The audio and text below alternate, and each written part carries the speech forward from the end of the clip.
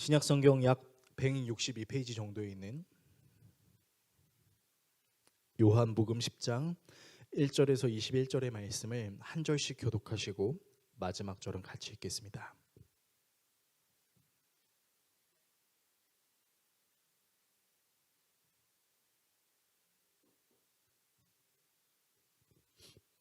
다 찾으신 줄로 알고 하나님 말씀 읽겠습니다. 내가 진실로 진실로 너희에게 이르노니 문을 통하여 양의 우리에 들어가지 아니하고 다른 데로 넘어가는 자는 절도며 강도요 문으로 들어가는 이는 양의 목자라. 문지기는 그를 위하여 문을 열고 양은 그의 음성을 듣나니 그가 자기 양의 이름을 각각 불러 인도하여 내느니라. 자기 양을 다 내놓은 후에 앞서가면 양들이 그의 음성을 아는 고로 따라오되 타인의 음성은 알지 못하는 고로 타인을 따르지 아니하고 도리어 도망하느니라. 예수께서 이 비유로 그들에게 말씀하셨으나 그들은 그가 하신 말씀이 무엇인지 알지 못하니라. 그러므로 예수께서 다시 이르시되 내가 진실로 진실로 너희에게 말하노니 나는 양의 문이라.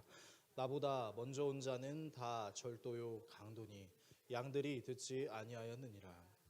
내가 문이니 누구든지 나로 말미암아 들어가면 구원을 받고 또는 들어가며 나오며 꼴을 얻으리라. 도둑이 오는 것은 도둑질하고 죽이고 멸망시키려는 것뿐이요 내가 온 것은 양으로 생명을 얻게 하고 더 풍성히 얻게 하려는 것이라. 나는 선한 목자라. 선한 목자는 양들을 위하여 목숨을 버리거니와 삭구는 목자가 아니요 양도 제 양이 아니라. 이리가 오는 것을 보면 양을 버리고 달아나나니 이리가 양을 물어가고 또 해치느니라. 달아나는 것은 그가 삭군인 까닭에 양을 돌보지 아니함이나. 나는 선한 목자라. 나는 내 양을 알고 양도 나를 아는 것이.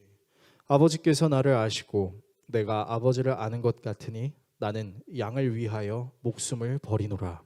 또 이 우리에 들지 아니한 다른 양들이 내게 있어 내가 인도하여야 할 터이니 그들도 내 음성을 듣고 한 무리가 되어 한 목자에게 있으리라. 내가 내 목숨을 버리는 것은 그것을 내가 다시 얻기 위함이니 이로 말미암아 아버지께서 나를 사랑하시느니라. 이를 내게서 빼앗는 자가 있는 것이 아니라 내가 스스로 버리노라.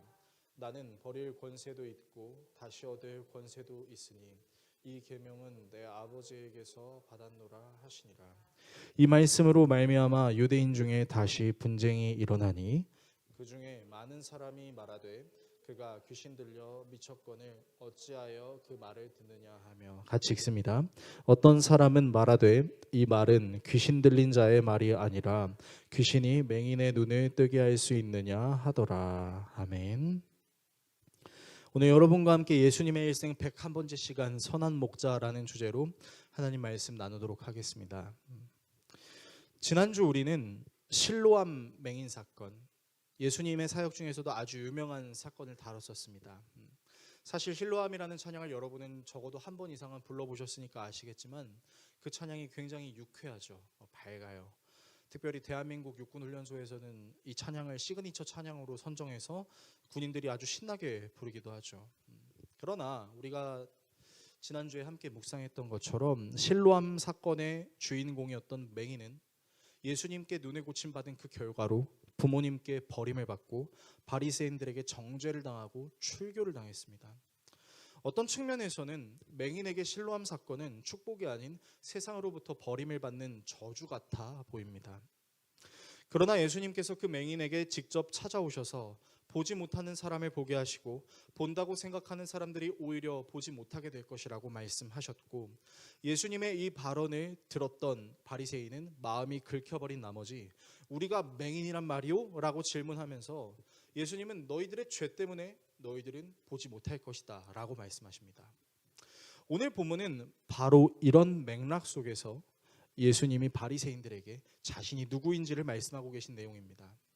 방금 전까지 우리가 찬양으로 고백했던 것처럼 예수님은 자신의 양의 문 선한 목자라고 비유하고 계신데요. 이 비유를 자세히 살펴보면 예수님이 자기를 소개했던 단어들과 대조되는 단어들이 등장합니다. 양의 문을 말씀하시면서 절도와 강도를 말씀하시고 선한 목자를 말씀하시면서 삭군에 대해 말씀하십니다. 아마도 여기서 절도와 강도 그리고 삭군은 바리새인과 유대 종교 지도자들을 가리키는 것 같고, 양들은 구원이 필요한 유대인과 이방인 모든 사람을 가리키는 것으로 보입니다. 따라서 오늘은 이 내용들을 통해서 예수님이 어떤 분이신지를, 그리고 우리는 어떤 존재인지를 좀 알아가는 시간을 가지려고 합니다. 본문을 통해 다음의 내용을 살펴보려고 하는데요. 먼저 양의 특징에 대해 살펴보겠습니다. 그리고 강도와 삭군의 특징에 대해 살펴보겠습니다. 마지막으로 양의 문 선한 목자를 살펴보겠습니다. 양의 특징, 강도와 삭군의 특징, 양의 문 선한 목자, 이 내용들을 함께 살펴본 뒤 기도하겠습니다. 첫 번째, 양의 특징입니다. 예수님께서 자신을 양의 문 선한 목자로 비유하신 내용을 이해하기 위해서는 당시 유대인들이 양을 어떻게 여겼는지를 알 필요가 있습니다. 오늘을 살아가는 우리들은 이 양을 보기 위해서 사실은 시간하고 돈을 지불합니다.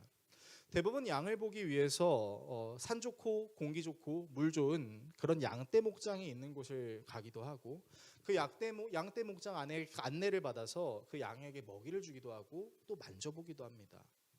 양이 온순하게 생겨서 그런 건지 아니면 하얀 털을 가지고 있어서 그런 건지는 모르겠지만, 이 양떼 목장에 가서 그 양을 보고 있거나 만지고 있으면 왠지 모르게 세상에 찌들어 있었던 더러운 나의 죄악들이 빠져나가는 것 같은, 약간 정화되는, 내 마음이 동심의 세계에 빠져서 마음이 몽글몽글해지는 그런 느낌을 받기도 하죠. 자, 그런데 말입니다. 이렇게 우리의 마음을 따뜻하게 해주는 것 같은 이 양이요, 당시 유대 사회에서 유대인들에게도 우리와 같은 동일한 이미지를 갖고 있었을까요? 놀랍게도 유대인들에게 양은 그렇게 좋은 이미지를 갖고 있지는 않았습니다. 이렇게 설명해 드리면 좀 여러분들이 확 와닿을 수 있을지 모르겠는데요. 여러분, 우리나라 사람들이 사람을 굉장히 꼴보기 싫어하고 굉장히 미워할 때 이제 우리도 모르게 욕을 할 때가 있습니다. 근데 우리는 욕을 할 때 꼭 이 동물을 갖다 붙여서 욕을 해요. 뭐라고 욕을 하냐면은 개 자녀라고 이제 욕을 하는 거죠. 네. 웃으라고 이렇게 농담을 했는데 별로 웃지 않아 주셔서 감사합니다. 어쨌든 뭐 도그 베이비야 이렇게 얘기를 하는 거죠. 여러분, 히브리 사람들에게 양은 그런 존재였어요. 야, 이 양의 자녀야라고 욕을 하기도 하고, 뭐 굳이 좀 이렇게 재미있는 말로 표현하면 쉽 새끼라고도 할 수 있겠습니다. 네, 뭐 이제 그런 식으로 이제 욕을 하는 거예요. 자, 그런데 이제 유대인들에게 왜 양은 이런 이미지를 갖고 있었을까요? 바로 양의 여러 가지 특징들 때문이라고 할 수 있겠는데요. 양의 몇 가지 특징을 말씀드리면 다음과 같습니다. 여러분, 일단 양은요, 시력이 굉장히 안 좋은 동물입니다. 그래서 양은 눈을 뜨고 있어도 자기 앞에 움직이는 그 물체가 무엇인지를 인지를 하지 못합니다. 그리고 인지를 하지 못하는데 더 웃긴 거는 그냥 따라다녀요. 또한 이 양이 방향 감각이 없기 때문에 자신이 어디로 가고 있는지도 전혀 인지를 하지 못합니다. 그래서요, 여러분, 양을 인도하다가 낭떠러지로 인도하면 양은 그대로 낭떠러지로 떨어집니다. 그러니까 분간을 전혀 못해요. 그리고 양은 잘 속습니다. 현대인들이 키우는 이제 강아지나 고양이 같은 이제 아이들은요, 자기 주인을 알아봅니다. 그러니까 이름을 부르면 알아봐요. 땡땡아라고 이름을 부르면 이제 따라오는 거죠. 그런데요, 양은 이제 그 자기 주인이 자기를 쳐다보고 있다는 것을 모릅니다. 오직 목자의 음성에만 반응을 하는 거죠. 그래서 예전부터 이 양을 헷갈리게 만들어서 이제 공격하는 동물들이 있었어요. 이제 늑대나 하이에나 같은 동물들이 이 야생의 양떼들을 교묘히 유도해서 좁은 골짜기로 몰아넣어서 잡아먹는 것이 아주 많은 사례들로 있습니다. 게다가 양은 잘 넘어지기도 합니다. 여러분, 양이 네 다리로 이제 걸어 다니잖아요. 근데요, 여러분, 양의 다리를 보면요, 생각보다 그렇게 단단하지 않습니다. 그리고 여러분, 혹시 양이 막 용맹하게 뛰어다니는 걸 보신 적이 있으신가요? 아마 여기 계신 여러분들이 전력을 다해 뛰면 양보다는 빠를 겁니다. 그만큼 여러분, 양이 그렇게 빨리 뛰어다니지 못해요. 근데 이렇게 약한 다리를 가지고 걷다가 이제 한번 넘어지잖아요. 그러면요, 여러분, 양은요, 넘어지면 그 자리에서 그냥 이러고 있습니다. 주인이 일으켜줄 때까지 그냥 계속 이러고 있어요. 이렇게 뒤집혀버린 양은 그대로 목자가 세워주기 전까지 있다가 죽을 수도 있는 거예요. 이렇게 시력도 나쁘고 잘 속고 넘어뜨리면 스스로 일어나지도 못하는 이 양이요, 그나마 좀 성격이 좋으면 괜찮을 텐데 성격이 굉장히 지저분하고 더럽습니다. 제멋대로예요. 실제로 새끼 양들이 배가 고파서 어미로 보이는 양에게 이제 다가가서 이제 젖을 달라고 하잖아요. 그러면 양이요 맹렬하게 그걸 뿌리칩니다. 그리고 뭐 하냐면 자기가 배고프니까 자기 먹을 걸 찾아 나갑니다. 목자가 없는 경우에 양들은요 오로지 자기의 먹을 것만을 위해 움직이게 됩니다. 심지어 목자가 자신을 도와주는 것조차도 감사하게 여길 줄 모르고 자기를 방해한다라고도 생각할 수 있는 게 양이라는 거죠. 무엇보다 양털이 굉장히 하얀 것처럼 보이지만 여러분도 다들 경험해 보셨으니까 아실 것입니다. 실제로 양떼 목장 가서 그 양의 털을 가까이 보잖아요. 여러분 정말 더럽습니다. 그래서 우리 사랑하는 자녀들이 양을 만지면 우리 엄마 아빠들이 어떻게 해요? 빨리 가서 손 씻으라고 얘기합니다. 그 양떼의 흔적을 지우지 말고 평생 간직해, 그렇게 얘기하지 않죠. 다 가서 깨끗하게 씻어야 되는 거예요. 그렇게 느낄 정도로 굉장히 지저분하다는 거죠. 정리하면 당시 유대인들에게 양의 이미지란 양은 시력도 나빠서 잘 속기도 하고 잘 넘어지는데도 불구하고 고집은 웬만한 황소보다도 더 센 고집을 갖고 있고 절대로 혼자서는 생존할 수 없는 동물이기 때문에 반드시 도움을 받아야 되는 동물이라는 사실입니다. 그래서 양에게는 반드시 필요한 존재가 있습니다. 어떤 존재냐면 그 양을 이끌어주는 목자입니다. 양의 방향을 제시해주고 양이 이상한 곳으로 가지 않도록 울타리와 문의 역할을 해주고 넘어져 있는 양을 일으켜 세워주고 더러운 양털을 닦아주며 마실 물과 먹을 것을 줄 목자가 필요합니다. 여러분, 이것이 당시 유대 사회에서 양에 대한 이미지였어요. 두 번째입니다. 강도와 사꾼에 대한 특징입니다. 예수님은 자신을 가리켜서 바로 이런 양들을 위한 문이자 선한 목자라고 말씀하시는데요. 자, 오늘 본문에서는 자신에 대해서 설명하실 때 양의 문이나 그 선한 목자라는 단어보다 우리가 좀 더 집중해야 될 부분이 있는데 그게 무엇이냐면 그 단어들을 말씀하시면서 대조함으로 사용됐던 단어들입니다. 바로 강도와 사꾼이죠. 자, 이 강도와 사꾼의 특징이 무엇인지에 대해서 좀 설명해 드리겠습니다. 먼저 강도는요, 정해진 문으로 출입을 하는 존재가 아니라 항상 울타리를 넘어서 양떼 안으로 들어오는 존재입니다. 당시 유대 사회에서 양을 기르는 울타리들은 이제 다음과 같은 특징을 갖고 있었는데, 여러분 양떼 목장을 보면요 문이 하나밖에 없습니다. 그러니까 여러 군데에 문이 뚫려 있는 것이 아니라 오직 한 군데로만 문이 뚫려 있습니다. 그렇다는 것은 양이 다른 곳으로 나아갈 수 없고 오직 이 한 문을 통해서만 왔다 갔다 할 수 있는 거죠. 그러니까 방향 감각이 없는 그 양들을 온전히 컨트롤하기 위해서 양이 들어가는 곳도 나오는 곳도 무조건 한쪽이어야만 했습니다. 게다가 그래도 사육장 같은 데는 문을 닫을 수 있는데 이제 초원이나 들판으로 방목을 하러 가면 거기에는 문이 없을 수 있잖아요. 그래서 당시 양떼들을 인도하는 목자들이 했던 게 뭐냐면 이제 그 접이식 울타리, 이제 이동식 울타리를 펼친 다음에 문이 없으니까 그 문 역할을 누가 했냐면 자기가 했습니다. 그러니까 양떼들을 이제 방목시켜 놓고 울타리를 치고 문에 자기가 딱 서 있어서 그 양들이 나가지 않게 하는 거죠. 그래서 양들을 전부 우리에 들여보낸 후 자신의 몸으로 출입구를 막아서 문의 역할을 대신 하는데, 이 양들은 낯선 음성을 내는 다른 사람들은 따라가지 않고 오직 자기들을 인도해주는 그 목자의 음성에만 반응했기 때문에 양들은 이렇게 목자 한 명의 컨트롤로도 이제 운영이 될 수 있었어요.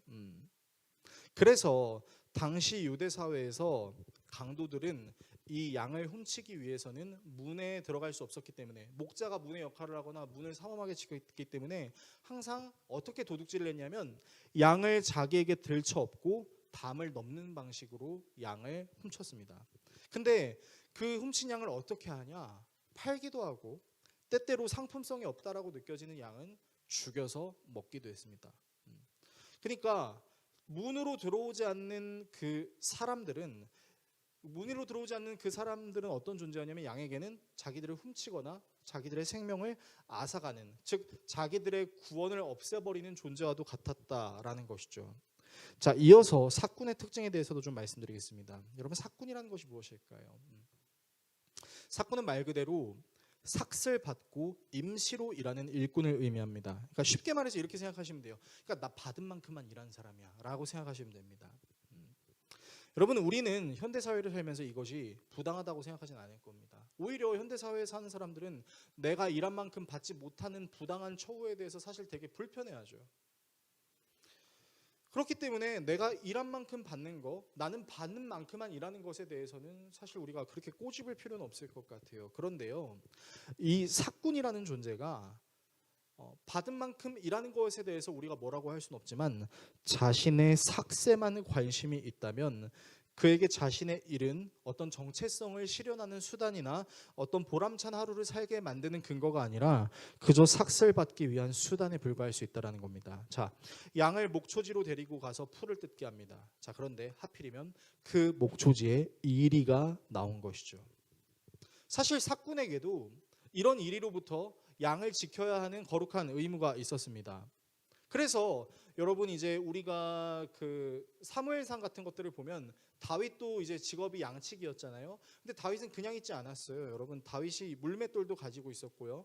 골리앗과 싸우는 장면을 보면, 싸우기 위해서 준비하는 장면을 보게 되면 내가 이 양들을 지키기 위해서 내 생명을 건 적들도 상당히 많았습니다라고 다윗이 말하는 장면이 나옵니다. 자, 그럴 정도로 이제 목자들은 양을 지키기 위해서 이제 자기들의 호신 무기들을 갖고 있었을 겁니다. 그런데요, 삭군은요 이런 의무가 있었습니다. 어떤 의무냐면요, 이리가 한 마리면 양을 지키고 이리가 두 마리면 내 몸을 지키기 위해 양을 지키지 않아도 된다라는 규칙이 있었어요. 그러니까 삭군들은요 이제 그냥 임시로 삭슬 받아서 양을 치러 가다가도 이리 때가 나타나면 그냥 버리면 되는 거예요. 양을 나에게 지킬 의무가 없게 되는 거예요. 이 말을 다른 말로 하면 양을 위해서 내 목숨을 걸지 않는 존재가 삭군이라는 거죠. 양을 내가 돌봐야 될 존재로 보는 것이 아니라 나를 돈 벌게 해주는 수단 그 이상 그 이하도 아닌 것처럼 여기는 사람들을 삭군이다라고 이야기하고 있는 것입니다. 자, 그렇다면 예수님께서 왜 이 바리새인들에게 강도와 삭군에 대해서 말씀을 하고 계신 것일까요? 여러분, 사실 이 말씀은 당시 유대 사회에서 유대인들에게 진정한 목자가 되어야 할 유대 종교 지도자들과 바리새인들이 강도와 삭군과 같은 모습을 지니고 있었다는 것을 우회적으로 비판하고 계신 것입니다. 여러분, 유대인들에게 삶의 기준이 뭐였을까요? 유대인들은 무엇을 진리로 믿고 살았죠? 바로 그들의 구전으로 내려오던 토라, 우리 말로 치면은 구약 성경을 그들의 삶의 기준으로 삼고 살았었습니다. 그렇기 때문에 이 유대인들이 하나님의 말씀을 잘 따르기 위해서는 이 하나님의 말씀을 잘 해석하고 가르치고 적용할 수 있는 유대 종교 지도자들과 바리새인의 가르침들이 필요했겠죠. 그러나 이런 유대인들을 제대로 돌보지 않고 이들의 신앙심과 마음을 착취하는 존재가 바로 유대 종교 지도자들과 바리새인들이었다라는 것이죠. 우리는 이들이 왜 이런 존재인지에 대해서 사실 지난주 실로암 맹인 사건을 통해서 아주 적나라하게 여실히 봤습니다. 어떤 장면이었죠? 안식일에 그가 태어날 때부터 눈을 뜨지 못하고 수십 년을 하루하루 종살이해 가면서 심지어 부모조차도 가난해서 책임을 질 수 없었던 그 가난한 맹인이 예수님으로부터 치료를 받았음에도 불구하고 넌 안식일에 치료받았기 때문에 이상한 거야. 너 치료한 사람 누구야? 네가 왜 치료받았어? 네가 예수를 믿는다고? 넌 출교 대상이야. 여러분, 그런 저주를 받았다는 것이죠. 그러니까 정말 메시아 소망을 가지고 있어서 메시아 소망으로 구원을 받았던 그 맹인의 구원을 향한 마음을 유대 종교 지도자들은 강도처럼 앗아갔던 것이죠. 또 이들에게 사람은 사랑으로 사역해야 될 대상이 아니라 자신이 받은 만큼의 의무만 해야 되는 사람이었던 것이죠. 나는 가르치는 사람이고 너희들은 내 말을 듣기만 하는 존재여야만 해. 유대 종교 지도자들과 바리새인은 항상 그런 생각을 가지고 있었습니다. 유대인들에게 하나님의 복음에 대해서 진지한 소통을 하려고 하기보다는 그 유대인들로부터 항상 환심을 사려고 했죠. 구제와 기도와 금식이라는 경건 행위를 그들을 사랑하는 마음으로 하는 것이 아니라 그들로부터 존경심, 그들로부터 어떤 신앙인으로서의 절대적 우위감을 착취하기 위하여 그렇게 행동했었던 것이죠. 여러분, 실제로 이런 유대 종교 지도자들과 바리새인들은 이스라엘을 압제하고 있었던 로마와도 친한 모습을 보이기도 했습니다. 그래서 친로마파와 반로마파가 당시 유대 사회에 있었고, 반로마파로서 늘 로마 정부에 대항했던 존재들이 바로 성경에 등장하는 열심당원들이죠. 그러니까 여러분, 이 유대 종교 지도자들과 바리새인을 우리식으로 표현하면요, 친일파예요. 보호받아야 할 유대인들을 보호하지 않고 그들을 착취할 뿐만 아니라 오히려 그들을 하나님의 구원의 복음으로부터 멀어지게 하는 영적인 죽음을 선사했던 것이 바로 강도와 삭군이라는 사실, 그들이 바로 유대 종교 지도자들과 바리새인이었다는 사실을 오늘 본문은 우리에게 이야기하고 있다는 것입니다. 세 번째, 양의 문 선한 목자입니다. 오늘 말씀을 묵상하면서 좀 그런 생각이 들었던 것 같아요. 어쩌면 하나님 앞에서 우리는 양과도 같을 수 있다라는 생각입니다. 우리는 우리의 눈앞에 벌어지는 그 모든 일들을 사실은 완벽하게 해석할 수 없는 연약함을 가지고 있습니다. 근데 완벽하게 해석할 수 없는 연약함을 가지고 있으면서도 동시에 내 생각을 버리고 싶어 하지 않고 내 생각이 절대적이라는 이상한 근거 없는 교만함, 근자감 같은 것들을 가지고 있죠. 그래서 언제부턴가 우리 사회는요, 배려하고 협력하는 모습보다는 나와 다르다는 이유로 혐오하고 판단하고 정죄하는 모습이 굉장히 질비해 있는 사회에 살아가고 있는 것 같아요. 그리고 세상은 가면 갈수록 좋아지는데 내가 어렸을 때보다 지금은 내 자녀들이 더 많은 것을 누릴 수 있다라고 생각할 수 있는 이 시대 속에서도요, 우리는 이상하게 왠지 모르게 우리의 멘탈과 건강은 더 안 좋아지는 것 같은 느낌을 받을 때가 있습니다. 한번 제대로 넘어지면 쉽게 일어나지 못하는 연약함을 느낄 때도 있습니다. 그것이 영적인 일이든 세상 일이 되었든 말이죠. 분명히 나는 아무 잘못도 없이 성실하게 내 일을 하며 살아왔음에도 불구하고 마치 세상이 나를 억지로 까내리는 듯한 일을 마주할 때가 있습니다. 그럴 때면 정말이지 내 멘탈도 무너지고 내 마음도 무너질 수 있습니다. 심지어 이런 일들이 우리에게 심각하게 다가올 수 있는 이유는 하나님과 우리의 관계도 훼손시키기 때문이죠. 나는 분명히 하나님을 공의의 하나님으로 믿었습니다.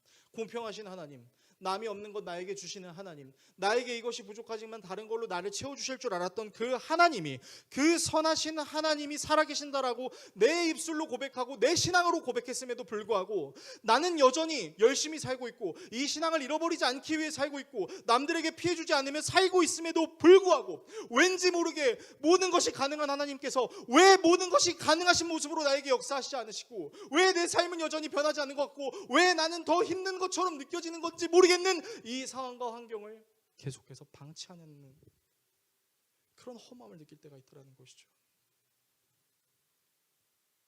또한 우리는 신앙생활을 하면서 종종 나 자신의 실수를 거부하고 싶을 때가 있습니다. 무슨 말이냐면요, 여러분, 솔로몬이 잠언을 통해서 이야기했던 것들 중에 그런 이야기가 있습니다.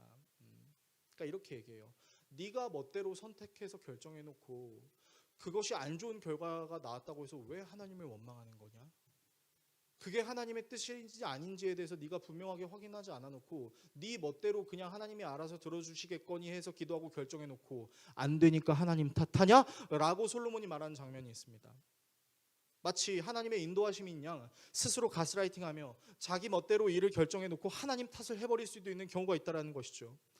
여러분, 사실 어떻게 보면 우리가 신앙생활을 함에 있어서 정말로 진지하게 내 삶에 대해서 하나님께 묻기보다는 그냥 내가 생각하는 나는 하나님이 정말 이렇게 역사해 주셨으면 좋겠어 라는 것에 너무 매몰돼 버린 나머지 사실은 하나님께서 나에게 노라고 말하는 것도 아니야, 내가 믿는 하나님이라면 예스라고 말해야 돼 라고 우리 스스로 가스라이팅하는 경우도 있을 수 있다는 것이죠. 그럼에도 불구하고 우리는 하나님을 탓을 합니다. 왜요? 탓하면 내 마음이 편하니까요. 내가 잘못했지만 하나님께서 내 잘못된 선택을 막지 않으셨기 때문에 이건 하나님이 잘못한 거야. 얼마나 편해요. 남 탓하면 얼마나 편해요. 그러니까 이 세상은 점점 잘못을 한 사람들이 되려 큰 소리를 내는 이상한 사회의 모습도 지니고 있는 것이죠. 섣불리 결정해놓고 하나님이 분명하게 대답하지 않았음에도 불구하고 하나님께서 그 일을 이루어 주시지 않으면 하나님이 나를 사랑하시지 않는 것 같다라고 말하기도 합니다. 정작 하나님께서 내게 요구하시는 것이 있음에도 불구하고 그런 하나님의 말씀이 무엇인지 잘 알아듣지 못하는 경우도 있을 수 있다는 것이죠. 무엇보다 좀 솔직해 봅시다. 여러분, 우리 자신에게 좀 솔직하게 얘기해 봐요. 여러분, 우리는요, 기본적으로 진짜 인성과 성품이 좋지 않은 이상은 내가 하고 싶은 대로만 하고 싶은 욕구가 다 있습니다. 하나님을 믿고 싶어하는 마음이 있으면서도 그 이면에는 사실은 하나님이 하나님의 뜻으로 나를 움직이시는 게 아니라 내 뜻대로 하나님이 나에게 역사해 주셨으면 좋겠어라고 생각하는 경우가 있습니다. 여러분, 예배도 마찬가지죠. 내가 생각했을 때 예배는 이렇게 해야 돼. 내가 생각하는 신앙은 이런 신앙이야. 내가 생각하는 삶은 이런 삶이야 라는 것이 너무 확고해지게 되면서 언제부턴가 교계에서도 분열이 일어나기 시작했습니다. 교단이 다르다고 서로를 이단 시비를 하지를 않나, 다른 형태의 예배를 존중하지 않고 다른 신앙의 모습을 폄하하는 부분들도 있을 수 있다는 것이죠. 물론 이단은 제외하고 말이죠. 그런데 말입니다, 이런 우리를 향해 찾아오신 예수님은 좀 다릅니다. 여러분, 그분은요, 무엇이 옳고 그른지를 분별하기 힘들어해서 기다리는 것조차도 매우 싫어할 수 있는 그 우리에게 일평생을 기다리심으로 오직 한 가지의 복음만을 증거하셨습니다.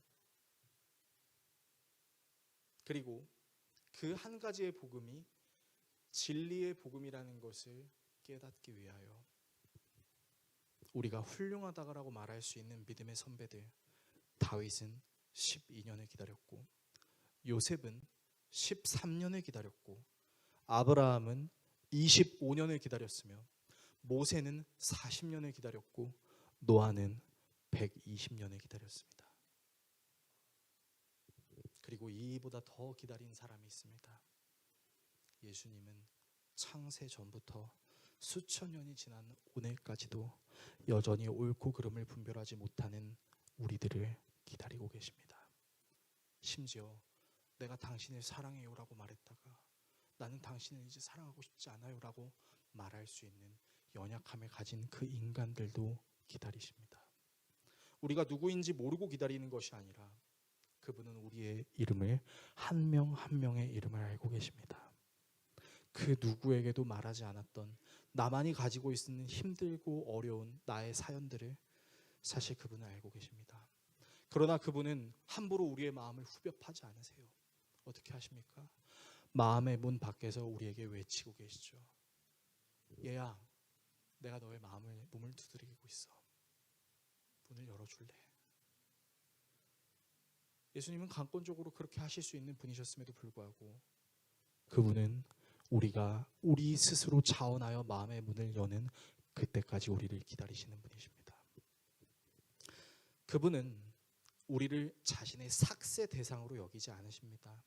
우리를 자기의 숭배의 조건으로 생각하지 않으세요. 그분은 오히려 우리의 구원을 위하여 자기의 모든 것을 버리신 분이죠.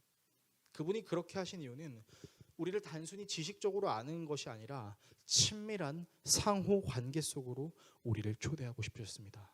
바로 성부 하나님과 성자 예수님과 성령 하나님이라는 삼위의 하나님의 사랑의 관계에 우리를 초대하고 싶으셨던 것이죠. 그리고 그 초대의 대상은 단순히 선택받은 유대인들 뿐만 아니라 이 세계에 존재하는 모든 사람들이었습니다. 여러분, 그래서요, 예수님이 하신 일은요, 사실 우리가 이해할 수가 없습니다. 왜요? 여러분, 일반적으로 종교는요, 모든 신들은 숭배자에게 희생을 요구합니다. 네가 나에게 복을 받고 싶어? 그럼 너의 재물을 바쳐, 너의 시간을 바쳐, 너를 자해해, 노력해, 그렇게 이야기하죠. 그런데요, 선한 목자이신 그분은요, 우리가 그분을 믿게 할 수 있도록 그분 자신이 희생을 하셨습니다. 많은 좋은 신들은 대가를 바라고 신도들에게 기대합니다. 어디 한번 나에게 얼마만큼의 조공을 하느냐에 따라 내가 너에게 주는 복을 계산하겠다, 그렇게 이야기하죠. 그러나 선한 목자이신 그분은 우리의 구원을 위하여 자신의 목숨을 내던지셨죠. 그분은 강도처럼 우리에게 빼앗으실 수 있는 능력을 가지고 계셨고 사꾼처럼 우리에게 대가를 요구하실 수 있는 분이셨음에도 불구하고 그렇게 하지 않으셨어요. 그분이 원하신 건 하나셨어요. 무엇이냐면 그분을 배신했던 베드로에게 했던 질문, 베드로야, 요한의 아들 시몬아, 네가 나를 사랑하느냐? 라는 것이었다는 것이죠. 설교를 정리하겠습니다. 사랑하는 성도 여러분, 오늘 본문에는 마치 예수님 그리고 예수님의 말씀에 혼란스러워하는 바리새인들, 유대 종교 지도자들만 있는 것 같아요. 그런데요, 여러분, 요한복음 9장과 오늘 본문을 자세히 살펴보시면 이 본문의 내용 속에 숨겨져 있는 한 사람이 있습니다. 여러분, 누구냐면요, 예수님께서 이 사꾼과 강도에 대한 말씀을 하고 계실 때 옆에서 이 모든 말씀을 듣고 있었던 그 사람은 바로 예수님께 고침을 받았던 실로암 맹인이었어요. 실로암 맹인은 평생 눈을 뜨지 못한 채 살았어요. 그의 하루하루는 그냥 까만 날이었어요. 아무것도 보이지 않는 상태에서 다 커서 일할 수 있는 능력을 갖고 있었던 성인임에도 불구하고 눈이 보이지 않는다는 이유로 그는 태어나서부터 성인이 되는 순간까지 하루하루 사람들에게 동냥질해서 벌어먹는 것으로 살았습니다. 심지어 자신의 부모에게도 버림을 받았었죠. 그랬던 그가 예수님을 만나 고침을 받았지만 그 고침의 대가는 무엇이었죠? 부모로부터 외면당하는 거였습니다. 그 고침의 대가는 유대교에서 출교당하는 것이었습니다. 바리새인들한테 욕짓거리 듣는 거였죠. 그러나 그는 일평생 장애인으로 살아오면서 늘 갈망했던 그 메시아를 만났다라는 믿음을 가지고 사실은 나를 고치신 그 예수님을 원망하고 싶은 마음이 있을 수 있을 법했음에도 그는 예수님께 엎드려 주여 제가 믿나이다 라고 고백했습니다.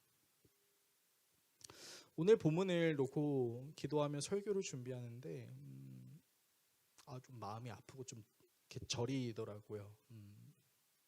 원래 토요일마다 여러분들께 설교 내용을 미리 올려드리고 찬양 같이 부르자고 미리 올려드리는데 제가 어제는 그걸 좀 하지 못했습니다. 이 자리에서 제가 말씀드리긴 어렵지만 우리 교회 성도들이 요즘 많이 힘든 것 같아요. 하고 있는 사업도, 그리고 자신이 가지고 있는 신앙도, 그리고 자신의 삶의 환경도 되게 힘든 것 같아요. 그래서 이제 허심탄회하게 마음을 털어놓는 분도 계시고 울면서 전화를 하는 분도 계시고 기도를 부탁하는 분들도 계십니다. 제가 뭐라고 그런 저에게 여러분들의 정말 귀한 기도의 제목을 주셔서 이제 그 기도 제목을 붙들고 기도하는데, 그럼에도 불구하고 저한테 감사한 게 있었어요. 여러분들이 정말 정직하게 최선을 다하고 딱히 잘못한 것이 없음에도 불구하고 굉장히 힘든 일을 겪어서 그 힘든 일이 여러분들의 삶을 피폐하게 만들고 여러분들이 가진 신앙에 대한 회의감을 갖게 만드는 것도 알고 있었어요. 근데 그럼에도 불구하고 제가 감사할 수 있는 게 있었어요. 뭐냐면요, 그럼에도 불구하고 저에게 그런 기도 부탁들을 했던 힘들게 사는 성도들이 그렇게 얘기하는 거예요.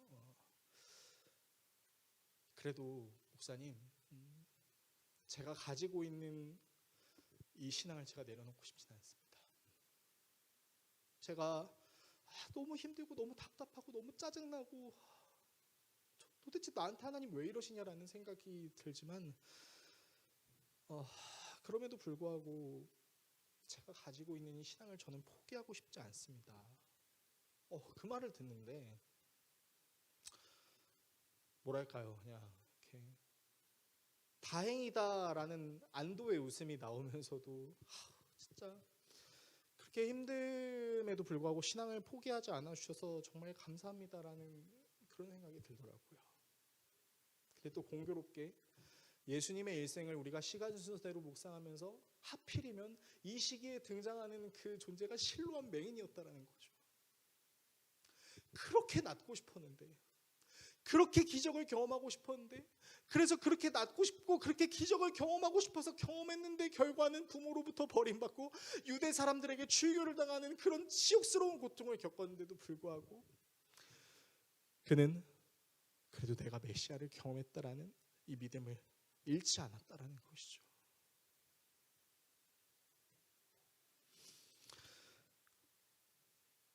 저는 이 실로암 맹인이 마치 우리 교회 성도들인 것 같았습니다. 정말 열심히 살고 때로는 너무 울고 싶고 때로는 너무 하나님 원망하고 싶고 내가 정말 열심히 신앙생활하는데 정말로 달라지는 것이 없는 것 같은 이 절망적인 상황 속에서도 그래도 나를 구원하신 그 예수님을 내가 부인하고 싶지 않습니다 라고 얘기했던 그 실로암 맹인이 여러분들의 모습이랑 겹쳐 보이기에 제가 설교를 준비하면서 여러분을 위해 기도하는 사람으로서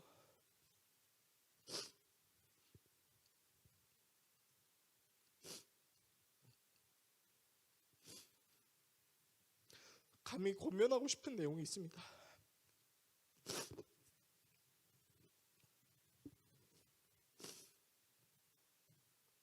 여러분, 예수님은 우리의 마음을 앗아가는 강도도 자기 편한 대로만 우리를 대하려고 하는 사건이 아닙니다. 그분은 지금도 하늘에 계신 하나님의 보좌 우편에서 우리를 위하여 기도하고 계십니다. 그리고 우리가 너무 힘들어서 기도할 수 없을 만큼 답답하고 힘든 상황에 있을 때 그런 우리를 위해서 말할 수 없는 탄식으로 우리를 위하여 기도해 주시는 성령님을 보내주신 분이시기도 합니다. 우리가 너무 힘들고 어려운 나머지 하나님을 향한 우리의 열심을 내려놓을 수는 있을지라도 그분은 우리를 향하신 자신의 열심을 내려놓지 않으시는 분이라고 제가 감히 말씀드리고 싶습니다. 왜냐하면 그분은 우리의 진정한 목자가 되시기 위해 우리를 죽음과 영원히 끊어진 하나님과의 관계를 회복시키시기 위하여 자신이 죽으시고 부활하신 분이시기 때문입니다. 여러분, 이 예수님을 믿는 믿음이 우리에게 있을 수 있다면 우리는 결코 우리의 마음이 좋을 때만 순종하고 이해되지 않을 때는 순종하지 않는 반쪽짜리 믿음이 아니라 모든 상황 속에서 믿음의 눈을 들어 주님을 바라볼 수 있게 될 것입니다. 그러므로 제가 감히 여러분께 권면합니다. 아무리 저와 여러분이 너무 답답하고 짜증나고 힘든 상황을 마주하고 있다 할지라도 제가 감히 여러분께 말씀드리고 싶은 건 그분은 우리를 포기하지 않으시고 합력하여 선을 이루시는 공의의 하나님이라는 사실을 말입니다. 그러므로 선한 목자이신 그분의 인자하심을 위하여 기도하십시오. 우리가 아무리 힘든 상황에 놓여 있다 할지라도 우리의 입술에 이 고백이 멈추지 않았으면 좋겠습니다. 바로 그분이 선한 목자라는 우리의 진실된 신앙 고백이 멈추지 않았으면 좋겠습니다. 기도하겠습니다.